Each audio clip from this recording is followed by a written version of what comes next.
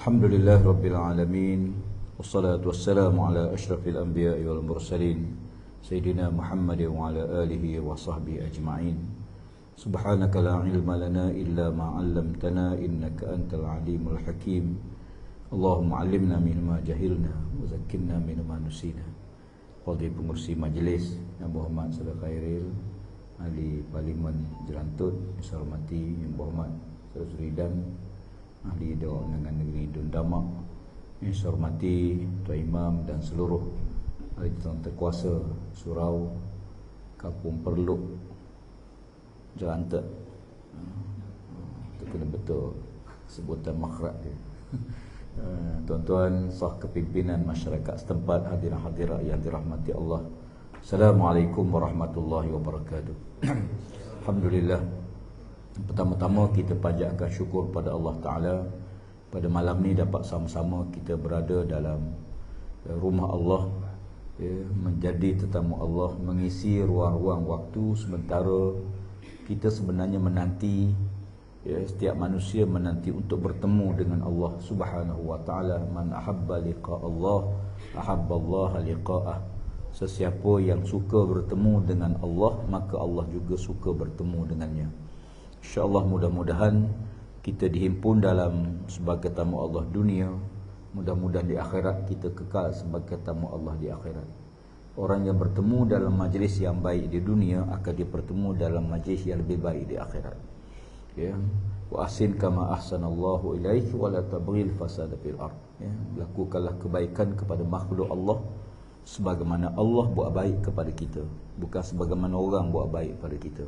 Manusia dijadikan oleh Allah Subhanahu wa Ta'ala ada unsur roh, ada unsur jasad, ada sifat kebinatangan, ada sifat kesyaitanan, ada sifat kemanusiaan. Dalam tubuh manusia rencam kejadian dia tidak sama dengan kejadian malaikat yang sifatnya satu, iaitu la ya'sunallaha ma amarhum wa yaf'aluna ma yu'marun. Malaikat tidak pernah durhaka pada Allah, tidak pernah buat maksiat pada Allah. Malaikat ni patuh apa yang Allah perintah. Sifatnya satu je, taat. Taat. Seumpama kipas bila kita on switch, dia musing. Dia musing lah. Dia tak kira orang bawah tersejuk ke, panas ke, orang tak ada ke, lupa tutup ke, dia musing terus. Sifat dia satu je, taat.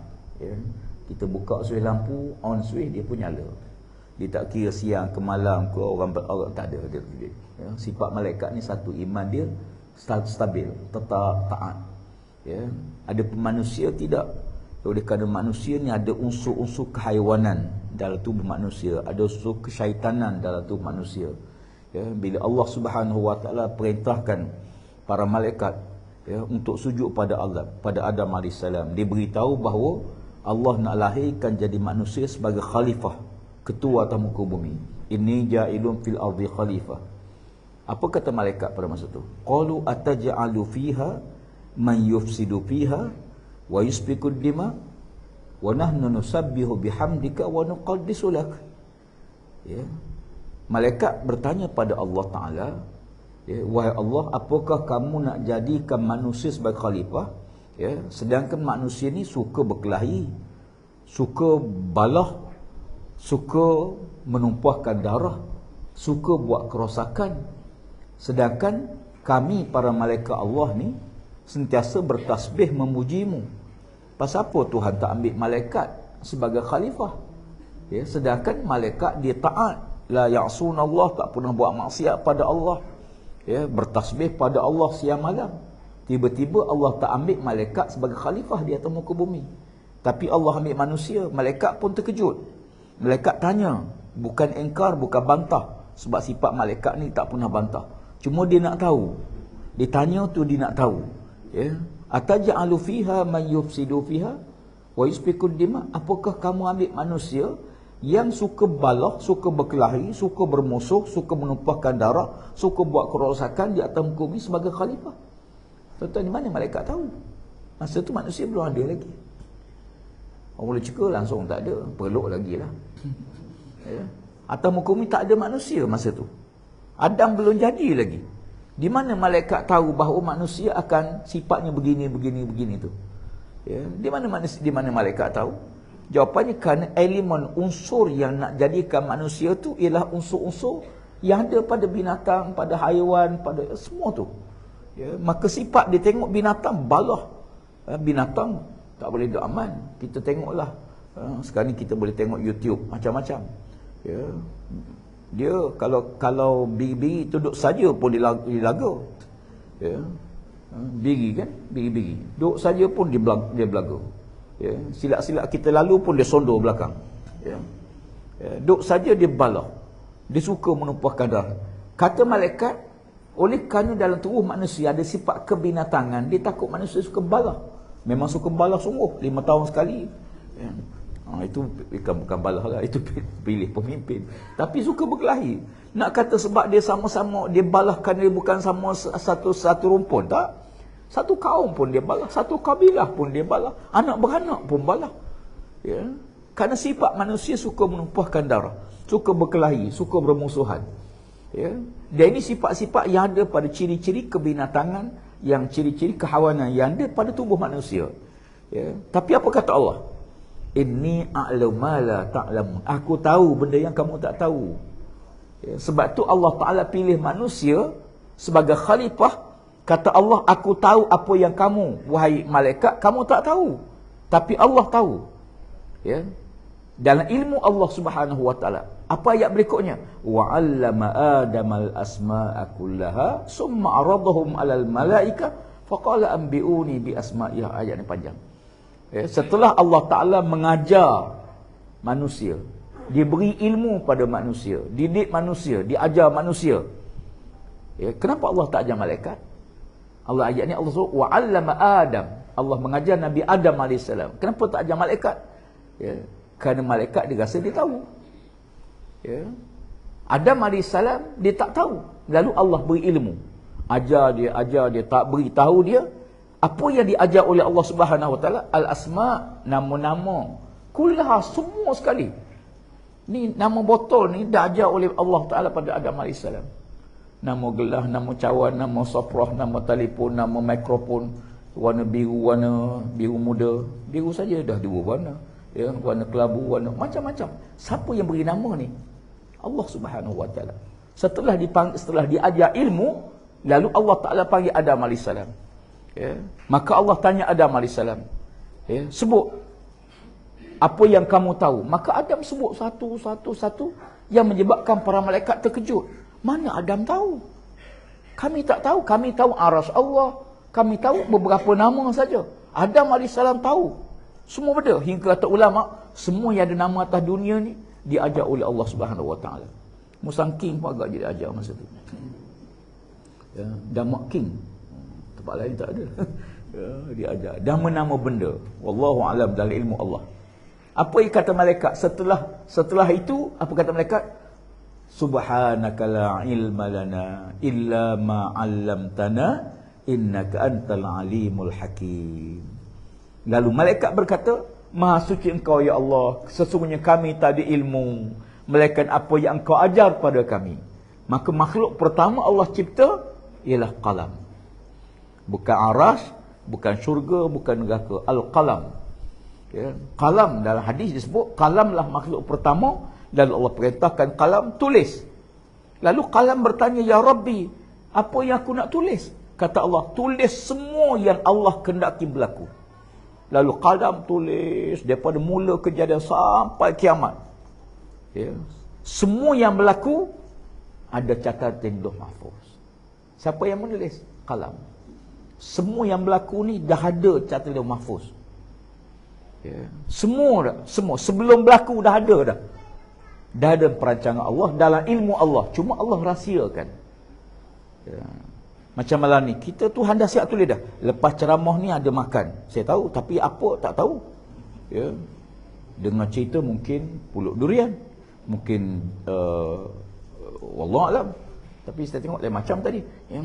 Ya. Keputusan final bola sepak piala AFF. Bila? Malam ni bola. Malam ni final. Semi malam ni. Silap buat ceramah malam ni. Tak apa, sempat insya-Allah.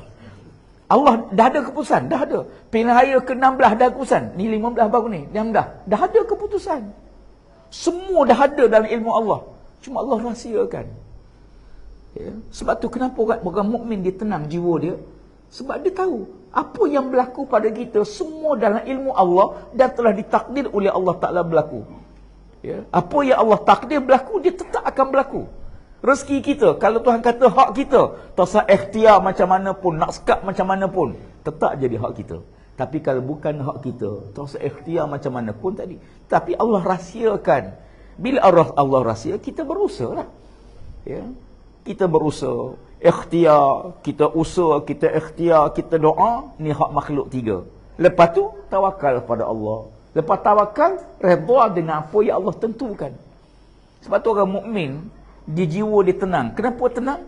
Ya, aku dah usaha dah ikhtiar sungguh-sungguh, usaha sungguh-sungguh, macam-macam buat, tapi taklah sampai bagi rasuah, taklah sampai buat benda tak betul. Ya. Sebab kalau kita usaha lebih daripada batas syarak, kalau Tuhan bagi pun jadi tak molek, kalau dapat pun jadi benda tak elok. Nabi kata jangan sesiapa yang bersungguh-sungguh nak satu jawatan, kalau dia dapat Allah tak akan tolong, dia kata Rasulullah. Ya. Ada orang kan berebut nak juga jawatan tu, berebut ikhtiar juga, macam mana pun dia nak juga. Ya. Langgar pantang larang, langgar halal haram, langgar janji, langgar sumpah, nak juga. Nabi kata mungkin dia dapat, tapi Allah tidak akan tolong dia. Allah tidak akan bantu dia. Ya. Tetapi siapa yang bukan dia, jamaah perlu pada dia, orang nak pada dia, ya, maka kita ikhtiar, kita usaha, mudah-mudahan Allah bantu kita, Allah tolong kita. Jadi apa yang asasnya? Ilmu. Asasnya ilmu. Bezanya, sebab itu Allah Ta'ala tidak bagi makhluk lain. Ya. Bila Allah Ta'ala nak lantik manusia sebagai khalifah ni, mula-mula Allah offer semua. Ya. Inna aradna al-amanata 'ala as-samawati wal ardi wal jibal. Mula-mula Allah offer langit dulu jadi khalifah. Ya. Langit tak sanggup. Allah offer bumi pula. Bumi tak sanggup. Allah tawar pada gunung ganang tak sanggup. Ya. Allah offer pada yang besar, makhluk besar ni, lautan, semua tak sanggup. Ya. Lalu yang terima manusia. Fa abaina an yahmilnaha wa ashfaqna minha wa hamalahal insan. Manusia terima. Apa kata Allah? Innahu kana zaluman jahula. Manusia ni dia zalim. Dia terima jawatan ni, nyanyi dia. Dia menzalimi diri dia. Berat. Ya. Kemudian dia ni jahil. Kalau dia tahu, dia tak akan terima. Ya. Tapi manusia jadi khalifah. Kita ketua atas muka bumi. Sebab tu ambil gergaji bola tuan boleh tebang pokok kayu tak melawan. Ambil cangkul tanah tak lawan. Pasal apa? Aku khalifah. Saya ketua atas muka bumi. Ya. Kita boleh sekat air.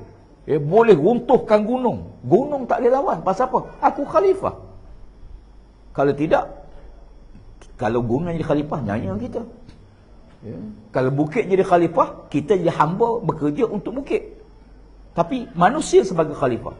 Allah Ta'ala sebut manusia ni dia zalim. Innahu kana zaluman. Ya. Dan jahil. Satu dia zalim, dia anyaya diri dia sendiri. Maka kan itu Allah Subhanahu Wa Ta'ala bila manusia sifat demikian, manusia perlu kena ada bimbingan, kena ada panduan. Kalau tak ada panduan, habis. Nak jadi khalifah atas muka bumi, mesti ada panduan. Tuan-tuan nak pergi ke Damak pun kena ada panduan. Jalan tengah malam bawa kereta, kena ada panduan. Apa panduan dia? Lampu. Pasal lampu memandu kita bawa kereta. Ya. Sampai di sempan jalan, apa panduan dia? Signboard, jerantuk belah kanan, bentur belah kiri. Ada panduan. Ya. Jadi hidup ni memang kena ada panduan. Semua benda kena ada panduan. Ya. Kama la tahtadi sabil illa bidailin. Sebagaimana kamu tak akan jumpa tanda jalan yang betul, mereka ada tanda-tanda. Maka tanda-tanda itulah sebagai panduan pada manusia. Tetapi manusia Allah bagi 4 perkara. Pasal apa? Sebab dia khalifah. Allah bagi 4 perkara pada manusia. Pertama, Tuhan bagi akal pada manusia. Pertama jasad lah. Jasad manusia, tubuh ni. Ya. Jasad manusia ni. Dan Tuhan bagi jasad ni boleh hidup, boleh sihat, boleh kuat sampai 100 tahun. Baru ni di Lipis saya jumpa orang tua, saya ingat tertua di Malaysia, 113 tahun umur. 113 tahun. Di Ulu Tembeling saya jumpa seorang pakcik 95 tahun. Ya, saya tanya dia, apa petua pakcik kuat ni? Petua kuat kita boleh, dia ajarlah saya satu ilmu, petua kuat. Ya. Saya jumpa seorang pakcik di Lipis 113 tahun. Fizikal Tuhan bagi. Yang kedua, Allah Ta'ala bagi spiritual, jiwa. Jiwa dalam manusia. Yang ketiga, akal manusia. Yang keempat, iradah, daya memilih. Kita nak angkat tak ikat, nak buat tak buat. Kalau kira-kiranya, dengan 4 perkara ni cukup dah manusia. Akal ada, fizikal ada, rohani ada, jiwa ada. Kuat dah. Ya, iradah, daya untuk pilih nak buat tak buat, mana baik mana buruk, kita boleh fikir. Tak cukup. Lalu Allah Ta'ala bekalkan kepada manusia Rasul, Nabi-Nabi. Kenapa perlu Nabi? Kerana ada benda yang akal tak mampu nak fikir. Tak boleh fikir. Dengan akal saja tak cukup, dengan jiwa saja tak cukup, dengan fizikal saja, dengan ilmu tak cukup. Maka Allah hantar Nabi-Nabi. Likulli ummatin rasulah. Setiap umat tu ada rasul. Ya, setiap umat tu ada rasul masing-masing, rasul-rasul. Ya. Dan setiap nabi-nabi semua ada umat dia masing-masing. Ya. Berakhir dengan Nabi Muhammad sallallahu alaihi wasallam. Kenapa zaman kita tak ada rasul? Setelah Nabi wafat, sepatutnya Allah bangkit rasul lain. Kerana manusia sepanjang zaman perlukan rasul. Tak boleh tak ada rasul. Umat dulu 40 tahun je, mati seorang rasul, 40 tahun lagi Allah bangkit rasul yang lain. Mati tak lama 40 tahun Allah bangkit. Kadang-kadang tak sampai 40 tahun Allah bangkit seorang rasul. Kita dah 1400 tahun lebih tak ada rasul. Ya. Di Terengganu ada seorang nama Rasul Wahid. Tapi tak ada wahyu. Ya, tak ada wahyu. YB Ulu Terengganu kan. Nama Rasul. Jerantuk ada Rasul. Ada orang ngaku jadi Nabi, jerantuk ada. Ngaku jadi Nabi, ngaku jadi Imam Mahdi.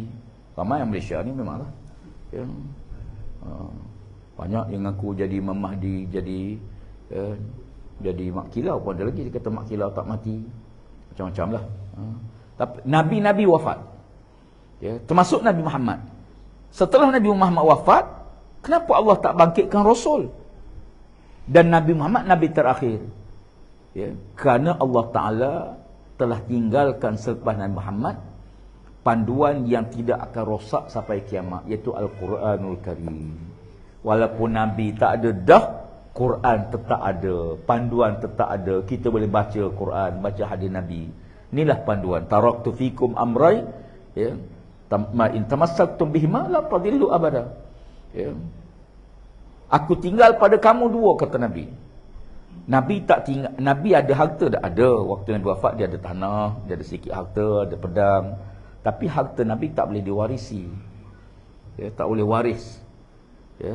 Isteri Nabi minta, ada isteri Nabi minta tanah Nabi. Nabi ada sebidang tanah yang Nabi beli. Tapi ya, kata Sayyidina Bakar Siddiq, Nabi pun sebut harta Nabi tidak boleh diwarisi. Ya, tak boleh. Jadi hak orang awam, hak orang Islam seluruh dunia. Ya. Isteri Nabi Aisyah tu bila Nabi wafat kan muda lagi masa tu. Ramai yang berminat nak kahwin dengan Aisyah, nak kahwin isteri-isteri Nabi. Boleh tak kahwin isteri Nabi? Tak boleh. Tak boleh. Isteri Nabi tak boleh dikahwini. Ya, sebab dia mak bagi semua orang beriman, semua orang Islam ni, kita ummahatul mukminin. Isteri Nabi tu ibu bagi semua orang beriman, sebab tak boleh kahwin. Aisyah tak boleh kahwin, tak boleh dikahwini. Isteri Nabi tak boleh dikahwini. Ya. Walaupun Nabi wafat, Quran hadis tetap ada. Ya, alhamdulillah, hari ini kita baca Quran sebagaimana sahabat baca Quran.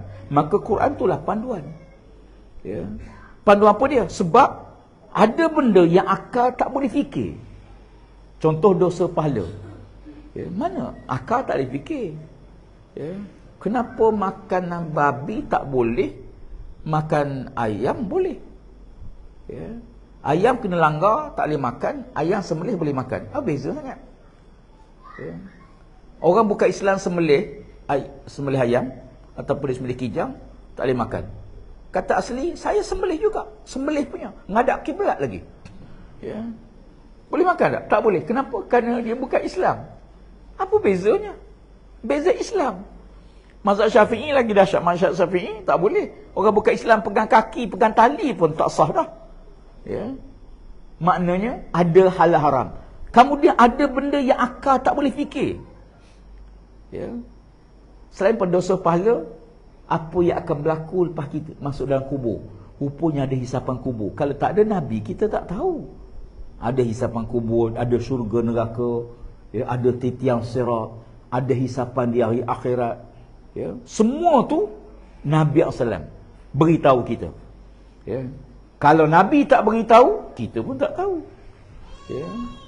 Jadi ada alamal insan ma lam ya'lam. Tujuannya ialah untuk mengajar manusia benda yang manusia tak tahu. Tanpa Nabi kita tak tahu. Ya. Ada benda yang kita ikut je. Ya. Sahabat mari tanya, ya Rasulullah, kenapa maghrib 3 rakaat, isyak 4 rakaat, subuh 2, zuhur 4, asar 4, dan kenapa zuhur dengan asar baca perlahan, maghrib isyak baca kuat ya Rasulullah? Sahabat mari tanya Nabi. Apa kata Nabi? Sallu kama ra'aitumuni usalli. Sembahyanglah kamu sebagaimana kamu tengok aku sembahyang. Ada benda yang wahyu Allah mutlak. Sebab tu zaman Nabi tak suka sahabat-sahabat suka bertanya. Ya, bertanya sebab wahyu masih turun. Nanti kalau tanya, ya, bila wahyu turun takut jadi beban dan nyusah. Apa yang Nabi diam itu rahmat. Ya, kalau tanya Nabi kena jawab. Pernah satu ketika Nabi cerita bab haji, Allah Ta'ala wajibkan kita haji apa semua. Sahabatnya, ya Rasulullah, tiap-tiap tahun ke haji ni? Dia tanya. Nabi dengar, Nabi diam. Bila Nabi diam, dia tanya kali kedua, tiap-tiap tahun ke ya Rasulullah? Nabi tak jawab lagi. Dia tanya kali ketiga. Nabi cukup bimbang, takut-takut wahyu Allah turun menjawab soalan dia. Kacau. Ya. Ditanya kali ketiga, tiap-tiap tahun ke Rasulullah? Nabi kata, kalau aku diam, jangan tanya. Nanti menyusahkan kamu. Tak bayangkan, kalau sahabat tanya, tiap-tiap tahun Rasulullah, Nabi kata, ya, sepatah je. Ya. Tak ada benda lah kita.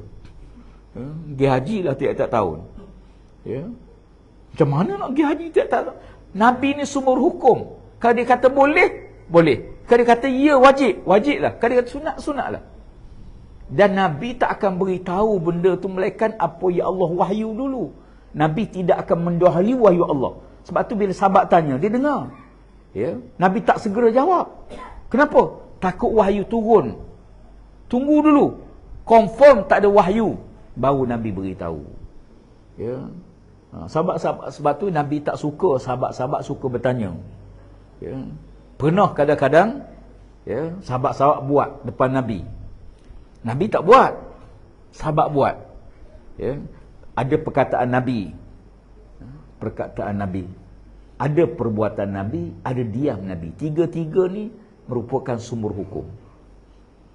Perbuatan macam Nabi sembahyang, Nabi baca Quran, itu perbuatan. Nabi bercakap, ucapan Nabi, itu kita tengok hadis-hadis Nabi SAW. Nabi diam. Diam tu jadi hukum. Sebab Nabi kalau benda tak boleh, dia mesti beritahu tak boleh. Ya. Macam Khalid Al-Walid. Khalid Al-Walid tangkap dhab. Dia sembelih dhab.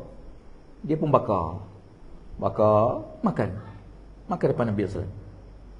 Nabi tengok Khalid makan dhab, tapi Nabi sendiri tak pernah makan. Nabi tak makan, tapi Nabi tak larang Khalid makan. Maka bila Nabi tak larang Khalid Al-Walid makan, makna makan dhab ni hukumnya boleh. Ya. Dhab kenal kau orang peluk tak? Biawak pasir tu, bukan biawak tunggul tu. Biawak pasir tu. Ya. Khalid makan. Ya. Sekarang ni banyak elan, minyak dhab, makan dhab. Ya. Orang lelaki suka makan dhab ni.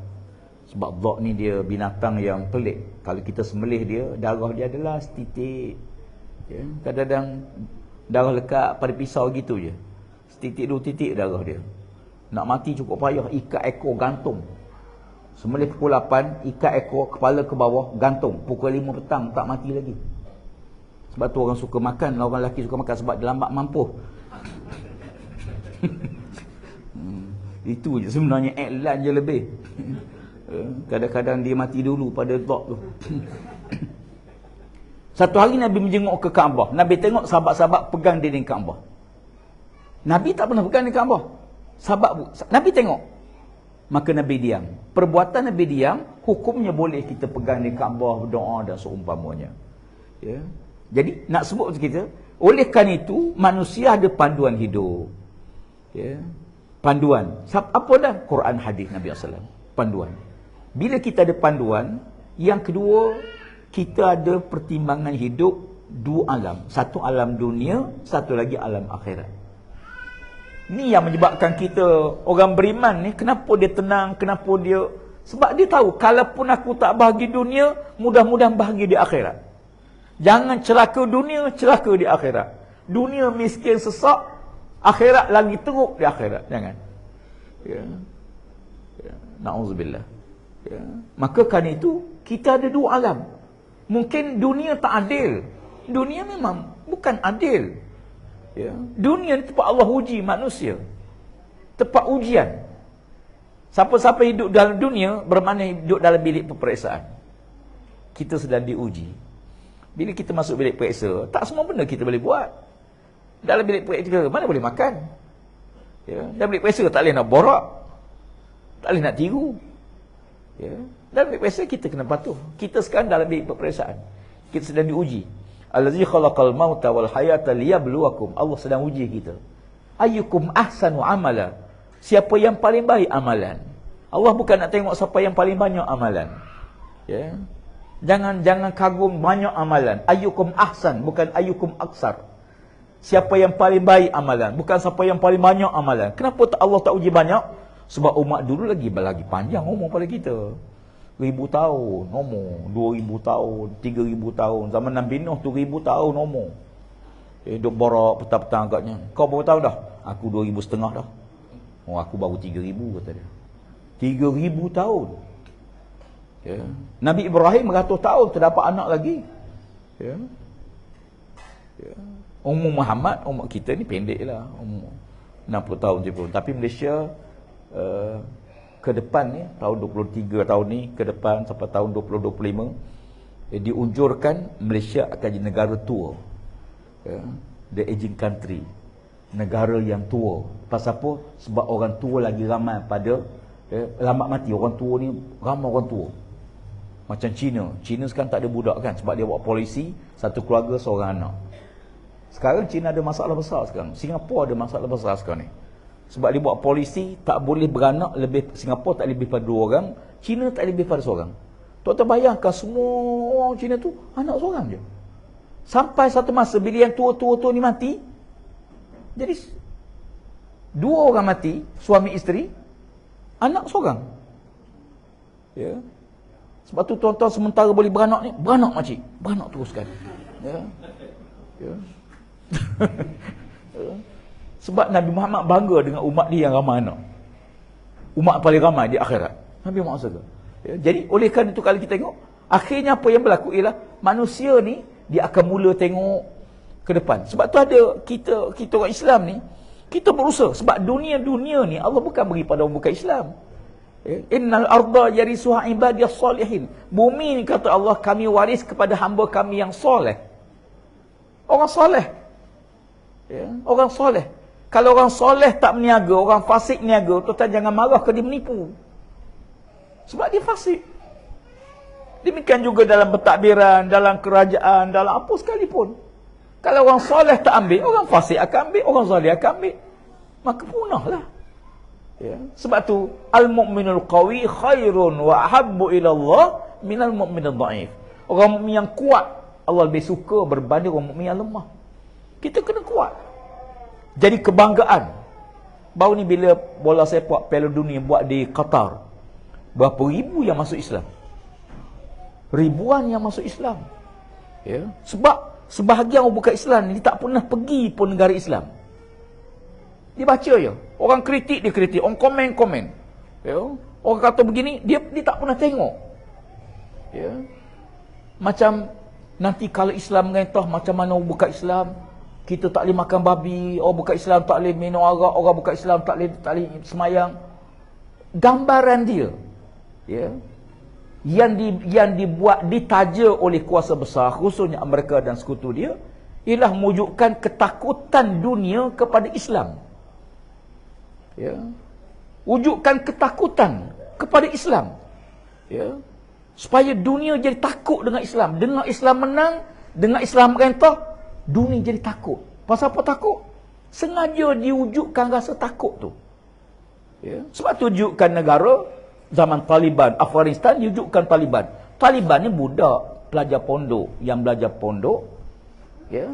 Akhirnya, masuk serang dan diberi bekalan senjata oleh Amerika dan sekutu dia, diberi senjata-senjata berat. Ya, masuk berperang lawan siapa? Lawan mujahidin. Ya. Sebab dia bimbang kalau mujahidin menerajui kerajaan, maka sebuah lagi negara Islam akan muncul. Ya. Mereka bimbang. Mujahidin lawan Rusia, kalah Rusia, mujahidin menang. Kemenangan ni bahaya. Ya. Bahaya kepada barat. Maka dia taja Taliban masuk berperang. Taliban lawan mujahidin. Kenapa Taliban tak masuk ke Afghanistan waktu lawan Rusia? Ya. Sepatutnya tolong waktu lawan Rusia lah. Ya. Tapi dia tak masuk ke Afghanistan waktu Rusia. Dia masuk setelah mujahidin menang, akhir timbul konflik, maka dia pun menguasai. Dan MH pun dipunahkan. Oh, dengan macam-macam gambaran. Dia runtuhkan kuil Buddha antara yang tertua di dunia. Ya. Walaupun ulama-ulama Islam masa tu larang, termasuk Qardawi. Ya, tak boleh. Pasal apa? Sebab dia sengaja wujudkan Islamfobia, ketakutan dengan Islam. Ya, diwujudkan rasa takut dengan Islam. Ya. Bila kita tengok Muslim pakai tudung aja, siap. Pakai kupiah, pakai jubah aja siap. Ni Taliban. Ya. Jadi dia sengaja takutkan dengan Islam. Padahal dunia ni pernah mentaklif Islam. Dunia ni pernah dikuasai oleh Islam. 2/3 dunia pernah dikuasai oleh Islam. Ya, dan dunia berada dalam keadaan yang tenang, aman, harmoni, adil waktu itu. Ya, tuan-tuan pergi ke Mesir, sampai ke hari ini gereja Kristian Kibti masih lagi ada sampai ke hari ini. Islam merentah berapa tahun dari Mesir, gereja tak diruntuhkan. Tuan-tuan pergi ke Madinah, sudahlah pergi Madinah, utara Madinah, Khaybar. Ini Khaybar kan ada, masih lagi ada tanah Yahudi, ada lagi istana dia, ada rumah-rumah Yahudi sampai ke hari ini. Ya. Sebab Islam menjamin keadilan. Ya. Dan ini yang dibimbangi oleh barat. Akhirnya timbulkan ketakutan dengan Islam. Ya. Bila dia pergi ke Qatar, dia tengok Qatar negara Islam. Qatar beritahu, kami tak benar minum arak. Pasal apa? Kalau nak minum arak, balik negara sini, mari sini nak tengok bola. Ya. LGBT tak dibenarkan. Siapa naik bendera LGBT akan dihantar balik segera. Dia beritahu. Siapa-siapa naik bendera menyokong LGBT akan ditahan dan dihantar balik ke negara dia segera. Kan ada seorang penonton, dia naik bendera LGBT, terus ditangkap, terus hantar balik. Ya. Beribuan yang masuk Islam. Ya. Pasal apa? Kali pertama dia tengok, hebat Islam macam ni. Kalau begini layanan Islam pada bukan Islam, apa yang kita nak takut? Ya. Demikian juga orang pergi Kelantan, pergi tengok Kelantan. Patung Buddha yang duduk ada, berdiri ada, yang baring ada, berpuluh-puluh tahun. Paling besar di Asia Tenggara pun, paling besar. Pulau Pinang pun tak ada. Ya. Orang pergi tengok macam mana masyarakat non-Muslim hidup aman damai dengan masyarakat Islam. Tak ada apa. Ya. Boleh makan babi, 3 ekor sapi boleh. Ya. Tak ada masalah. Ya. Kemudian masyarakat boleh hidup. Ni kenapa tak boleh arak? Kalau ada sesuatu yang agama mereka benar, kita akan benar. Tapi arak ni, semua agama tak benar. Sebab dia menghilang akal. Bila akal hilang, manusia bila otak akal tak ada, dia mulalah. Dia akan berlaku pembunuhan, dia akan berlaku perceraian, dia bergaduh suami isteri, mabuk. Ya, bila mabuk, keluarga dia punah. Siapa kena tanggung? Kerajaan kena tanggung. Maka kita nak bina nilai baik. Apa nilai baik kita akan bagi. Nilai rosak kita kena didik. Ya. Nilai rosak ni semua orang tak setuju sebab Islam dia menempati fitrah. Fitrah manusia. Ya. Semua perbuatan baik orang suka, perbuatan buruk dia tak suka. Ya. Contohnya merokok. Merokok ni bagus tak bagus, tuan-tuan? Saya nak tanya kaki yang merokok ni. Ya. Merokok ni bagus tak bagus? Saya rasa bagus. Okey, katalah bagus. Apa tanda merokok ni bagus? Bila nak merokok, dia merokok sama-sama. Isteri dia, anak-anak dia bagi sama-sama. Ya. Tak. Dia mesti kata, awak jangan merokok. Walaupun ayah ni merokok, jangan kamu merokok. Dia tahu. Pencuri, walaupun dia memang mencuri, dia tak suka kalau barang yang dicuri, kena curi. Katalah dia masuk, dia curi handphone. Bukan handphone ni. Handphone tak kena curi, handphone lain. Ya. Jangan buat contoh handphone sendiri kena curi, nanti curi. Katalah contoh, satu handphone orang perempuan mari curi satu handphone. Dia masuk bilik air, dia tinggal atas apa sink. Dia masuk bilik air. Tiba-tiba keluar orang curi. Dia marah. Ya, dia marah pada pencuri itu. Kalau kamu nak curi, jangan curi barang yang aku dah curi. Ya. Satu hari bila di Baghdad, seorang perempuan masuk. Ya, malam tu dia masuk ke bandar Baghdad. Ya, dia pun cari nak merompak. Dia tengok ada satu rumah. Rumah ni gelap macam tak ada penghuni. Lalu dia masuk, dia tolak pintu, tak kunci. Dia tengok tuan tak ada. Maka dia pun curi. Ya, dia masuk, dia curi, dia culur, tengok apa nak boleh ambil. Tak banyak harta.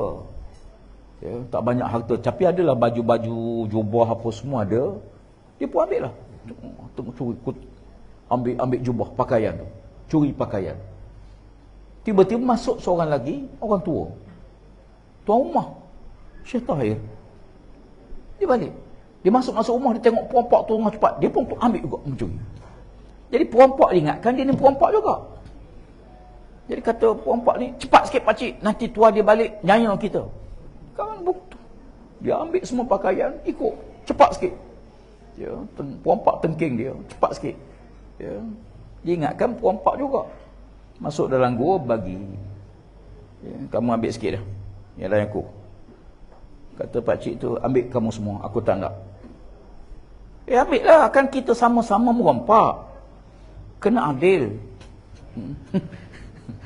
Perompak pun berlaku adil. Tak apa, ambil lah. Sebenarnya rumah kau masuk tu rumah aku. Ya. Kata Syekh Tahir, rumah kau masuk tu rumah aku. Ya. Terkejut dia. Sepanjang dia merompak, dia tak pernah jumpa tuan rumah tolong perompak. Inilah kali pertama. Tinggal siap pesan pula. Lain kali kalau kamu susah, datang rumah aku, kamu pun dah tahu mana rumah aku. Siap suruh datang lagi, tuan-tuan. Tuan-tuan di sini jangan buat kerja macam tu. Ya. Lalu perompak tadi termenung, kata pasal apa? Siapa dia ni? Ya, berapa hari kemudian, siang hari, dia datang. Dia tanya jiran tu, rumah siapa ni? Rumah dia rompak tu lah. Rumah siapa ni? Jiran tu tengok dia. Kamu mungkin orang luar agaknya. Kamu mungkin orang luar. Dia kata, ya, saya bukan orang sini. Sebab kalau kamu orang Baghdad, mesti kamu tahu rumah siapa ni. Rumah siapa? Inilah rumah Syekh Tahir. Syekh Tahir, Masya Allah. Dia ni kenal nama Syekh Tahir, tapi tak tahu rumah mana. Syekh Tahir ni wali Allah, ulama besar, tawaduk, zuhud. Ya. Dengar rumah Syekh Tahir, terus dia pergi beri salam, jumpa Ustaz, minta maaf tuan. Ya. Kata Syekh Tahir, siapa kamu? Aku yang masuk rumah kamu malam tu. Kata Syekh Tahir, tak apa. Mungkin kamu tengah susah. Ya, kamu terpaksa merompak kerana kamu susah sangat. Ya. Dan bermula pada peristiwa tersebut, dia bertaubat pada Allah, berubah akhlak, akhirnya jadi seorang ulama yang soleh. Ya. Dan banyak sejarah silam, orang yang zaman dulu teruk hebat, zaman dulu teruk sangat, tiba-tiba berubah jadi seorang yang baik. Ya. Kita sendiri kadang-kadang di antara kita ni mungkin ada. Oh, tengok dia dulu nasib baiklah, tak sangka jadi orang. Jadi orang alhamdulillah tak sangka dulu. Ya. Oi, muda dulu kuat mencuri tu. Kalau anak kalau kerbau hilang, dia lah. Dulu kuat mengintai tu. Sama sekolah tahulah. Oh, kuat mengintai tu. Pantang ada sikit mengintai. Sekarang tak mengintai. Mata tak nampak dah nak mengintai apa dah. Dulu. Ya. Sebab tu Nabi kata innamal a'malu bil khawatim. Amalan seorang tu tengok ujung hidup dia. Bukan awal, bukan pertengahan, ujung hidup dia. Ya. Ada orang hebat awal, hebat pertengahan. Allahu Akbar. Na'udzubillah. Mudah-mudahan ujung kita jadi baik. Doa Allahumma khtimna bi husnil khatimah. Ya. Bila Sayyidina Umar Al-Khattab jadi khalifah, dia nak luaskan masjid. Ya. Masjid Nabi Madinah. Kebetulan rumah Ibnu Abbas, pak saudara Nabi, dalam kawasan masjid sebelah tu. Jadi Sayyidina Umar Al-Khattab beritahu Ibnu Abbas, Abdullah bin Abbas beritahu, saya nak luaskan masjid ni. Jadi saya cadang nak ambil tanah kamu. Kata Abbas, tak boleh. Aku tak benarkan. Ibnu Abbas kata Sayyidina Umar, masjid kena besar, orang makin ramai. Tak boleh, aku tak benarkan. Ya, jadi oleh kerana tu pak saudara Nabi, Sayyidina Umar pun tak beranilah. Ya, tapi Sayyidina Umar kata, aku kepentingan orang awam ni, kepentingan orang ramai. Kata Imam Aziz tak boleh, aku tak bagi. Ya, akhirnya Sayyidina Umar kata, macam mana kalau sekiranya kita, aku bayarlah pampasan ganti rugi. Kata dia, aku tak nak pampasan. Aku tak nak ganti rugi. Tapi aku tak benar. Tak benar, kata Umar, macam mana kalau sekiranya kita minta seorang hakim untuk mengadili kes ni, boleh ke tak boleh khalifah nak ambilkan tanah, nak besarkan masjid, boleh ke tak boleh? Kata Ibn Abbas, okey, aku setuju. Ya. Siapa hakim yang kamu cadang? Kata Ibn Abbas, aku cadang Syurash, Qadhi Syurash sebagai hakim. Kata Umar, aku setuju. Ya. Lalu kata Ibn Abbas, panggil Qadhi Syurash. Panggil dia. Kata Umar, Amir Minin, wahai Ibn Abbas, kita kena pergi jumpa Qadhi. Bukan Qadhi mari jumpa kita. Kita kena pergi ke mahkamah. Bukan mahkamah mari jumpa kita. Lalu pergi. Ya. Masuk nak bercara. Lalu Qadhi Syurash panggil Umar Al-Khattab, wahai Amirul Mukminin. Kata Umar, jangan kamu panggil aku Amirul Mukminin. Sekarang kita dalam mahkamah. Di luar mahkamah kamu boleh panggil aku Amirul Mukminin. Tapi dalam mahkamah kamu panggil aku Umar. Sebagaimana kamu panggil Abdullah Ibn Abbas, kamu panggil aku Umar. Maka Sayyidina Umar bercerita, ya, saya bercadang untuk besarkan masjid. Tapi ada halangan sikit kerana rumah dia, rumah Ibn Abbas ni di sini.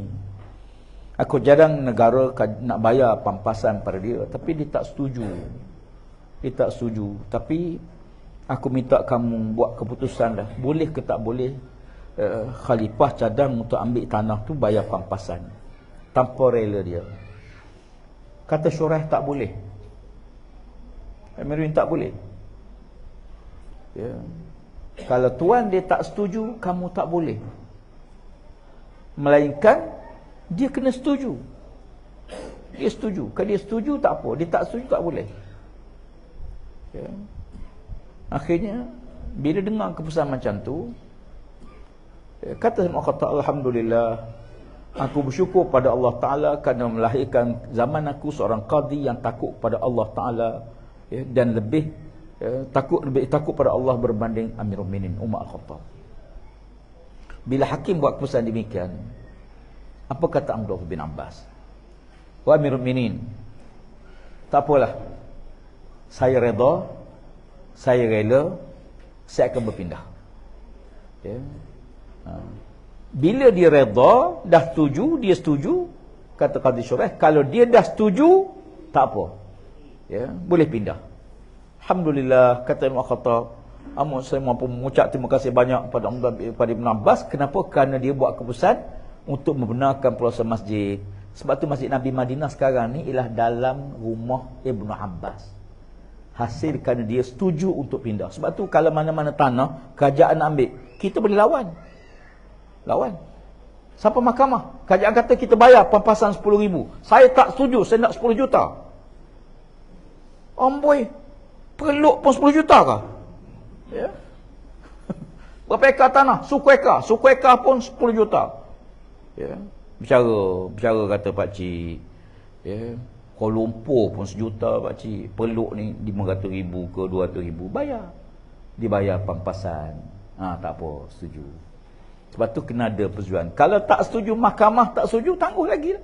Tak boleh buat projek. Kenapa tak boleh buat projek? Tuan tanah tak setuju pampasan.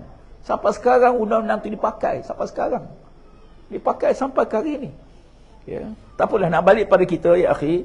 Oleh kerana sebagaimana disebut fungsi, kita dalam proses perjalanan hidup ni gitulah. Ada masa kita naik, ada masa kita turun. Tapi insya-Allah, ya, masyarakat kita masyarakat yang dah matang. Ya, tak pernah sejarah kita tukar 3 kali per menteri. Ya, tapi negara dengan tenang, tak berlaku huru-hara, tak berlaku peperangan. Ya, saya kebetulan beberapa waktu baru ni ada kebetulan dengan tuanku Rakyat Tuan Agong. Saya tanya, tuanku, hebat zaman tuanku ni jadi Yak Agong. Ya, tukar Perdana Menteri tiap-tiap tahun. Dia kata yalah, ya, 4 kali tukar Perdana Menteri lah. Jadi yalah, tapi alhamdulillah tak ada peperangan, tak bergaduh, tak ada apa. Ya, negara berjalan. Baru ni mari pilihan raya. Alhamdulillah, kita biasalah musim pilihan raya, orang ni buat bendera ni, pergi bendera ni. Sekarang kita dah habis pilihan raya, maka kita yang dah jadi kerajaan laksanakan tanggungjawab. Ya, berilah masa pada dia, pada Perdana Menteri ke kerajaan ke nak jalan sana, ikut biar dia. Ya. Adapun kita masyarakat kampung, habis pilihan raya kita balik semula duduk, kita bersama-sama. Jangan masa muka, jangan tak bertegur siapa, lebih pada yang berhormat pula dah. Ya. Yang berhormat ni kadang-kadang balas dah dewan je, luar dewan tu minum sekali. Ya, duduk borak sekali. Saya tengok macam orang Mesir. Orang Mesir balas bergaduh la ilaha illallah. Ya, bawa tumbuk-tumbuk berdarah-darah ni. Sallu ala Nabi, sallu Allah pasal nama. Berpeluk elok-elok. Kita pun turun pergi kantin, duk minum sekali dah. Darah tak kering lagi. Ya, orang Melayu jangan, 7 keturunan aku cari. Aku tak halal dunia akhirat, lubang cacing aku cari, tak tahu siapa masuk lubang kubur dulu. Tak. Nabi kata, suka dah Allah ampun dosa kamu, suka maafkan kesalahan sahabat kamu. Ya, gitulah hidup kita. Ya. InsyaAllah perbezaan pendapat, pandangan, biasalah. Namun kita sebagai orang Islam, kita ada panduan. Selagi kita ikut panduan tu, insyaAllah kita selamat. Ya, saya nak simpulkan, cari redha Allah Subhanahu Wa Taala atas muka bumi. Nabi kata, mintalah sungguh-sungguh pada Allah 2 perkara. Minta sungguh-sungguh 2 perkara. Apa dia? Pertama, redha Allah. Yang kedua, syurga Allah. Minta lindung sungguh-sungguh. Minta lindung sungguh-sungguh 2 perkara, kata Rasulullah. Apa dia? Murka Allah dan neraka Allah. Dihimpunkan perkara ni dalam satu doa. Allahumma inna nas'aluka ridhaka wal jannah wa na'udzubika min sakhatika wan nar. Ya Allah, aku mengharap keredamu ya Allah. Di atas dunia ni bila Allah redha, tenang jiwa. Ya, tenang jiwa. Kita bila Allah redha pada kita ni seronok tuan-tuan. Ya, saya pergi baru ni saya pergi Kelipis, kawasan Ceka. Ya, jumpa seorang pakcik pencen bulan 6, bulan 7 isteri meninggal. Bulan 9 baru ni, 9-10 baru ni kena stroke. Duduk seorang di rumah. Kawan-kawan pakat mari tolong. Masya Allah. Saya pergi satu rumah makcik di Kubang Krian. Orang miskin. Naik rumah dia, Masya Allah, rumah dia tak ada apa-apa. Kipas tak ada. Kipas adalah satu, kemudian TV tak ada, cushion tak ada, tikar mengkuang. Suami dia terlantar atas katil, kena stroke setahun lebih, tak sedar diri. Segi kat suami dia, tanya, beri salam, tak jawab, bagi semua jawab, usah kepala doa sikit. Lepas tu saya duduk dekat sebelah isteri dia. Isteri dia duduk terlantar atas tikar, atas lembek kecil bawah, tak ada katil. Ya, kena kecil manis teruk, kaki kena potong sebelah. Isteri dia. Saya tanya isteri dia, makcik, siapa jaga suami? Saya lah. Dia jaga suami dia. Masya Allah. Saya kata, macam mana makan-makan? Alhamdulillah adalah rezeki, insyaAllah makan-makan ada Ustaz. Lepas mandi-mandi apa semua, bolehlah, Alhamdulillah, bolehlah saya, Alhamdulillah. Ya. Pasal apa yang nak jaga suami macam mana makcik ni? Bolehlah sikit-sikit ngesok-ngesok kata alhamdulillah lah, gosok-gosok ambil basah kain lah, alhamdulillah. Tuan-tuan, saya duduk borak dengan dia ni, berpuluh-puluh kali mulut dia ucap alhamdulillah, alhamdulillah, alhamdulillah, alhamdulillah. Sikit-sikit alhamdulillah, sikit-sikit alhamdulillah. Tak adalah duk minta yang berhormat mari, tak ada tangan apa-apa ke. Ya, tangan kosong ke. Kalau tangan kosong baik tak samari yang berhormat. Ya, tak ada. Sepatah minta pun tidak, tuan-tuan. Langsung tak ada minta. Sepanjang saya duduk dia tu, sepatah minta pun tidak. Kita tengok dia kesian, yalah kita bagilah sumbangan, tapi sebut dia tu tak pernah minta, tuan-tuan. Sepatah minta pun tidak. Tapi yang ucap dia alhamdulillah. Alhamdulillah. Dalam hidup dunia, dalam urusan dunia, kita kena tengok orang lebih susah pada kita, kita akan bersyukur. Tapi kalau kita tengok orang lebih senang pada kita, kita tak akan bersyukur. Tengok orang lebih susah, orang lebih miskin, orang lebih sakit, orang lebih tenang, kita akan bersyukur. Ya, alhamdulillah, sedangnya alhamdulillah. Saya ni boleh juga potong sebelah kaki, boleh gerak-gerak ustaz. Orang tu langsung lumpuh sebelah tubuh, langsung tak boleh gerak. Dia tengok orang lebih susah pada dia, orang lebih sakit pada dia, menyebabkan dia rasa syukur. Dalam bab dunia, dalam bab agama, tengok pada orang lebih rajin pada kita. Ya, Allah, budak muda tu semayang sunat tak berhenti-henti, tak tinggal, aku dah tua dah.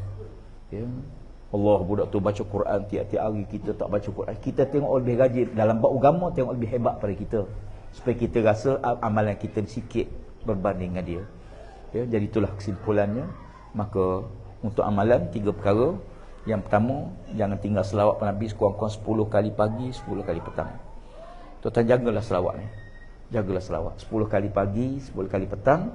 Nabi kata supaya dia dapat syafaat aku nanti di akhirat. Malah sangat ni 10 kali paling malah ni. 10 kali pagi, 10 kali petang. Yang kedua, tuan-tuan jangan tinggal sedekah. Kerana sedekah ni Allah ampun dosa. Dengan sebab sedekah Allah murah rezeki kita. Sedekahlah. Kalau tuan-tuan susah hati apa semua, kadang-kadang bimbang harta, sedekahlah.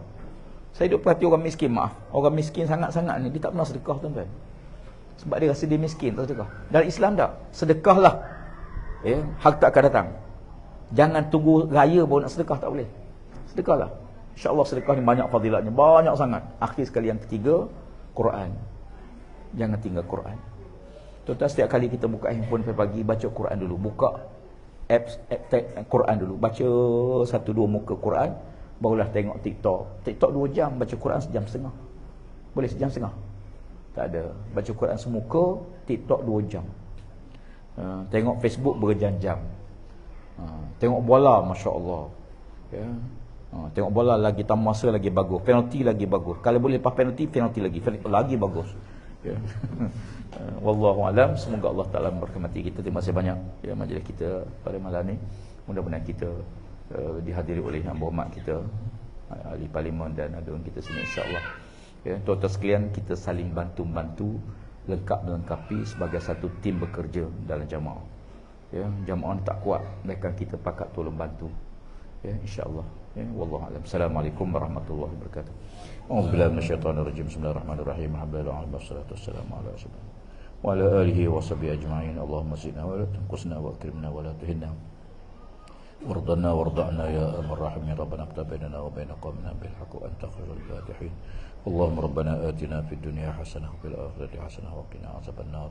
وصلى الله على سيدنا محمد وعلى آله وصحبه أجمعين. الحمد لله رب العالمين. قبل الله منكم.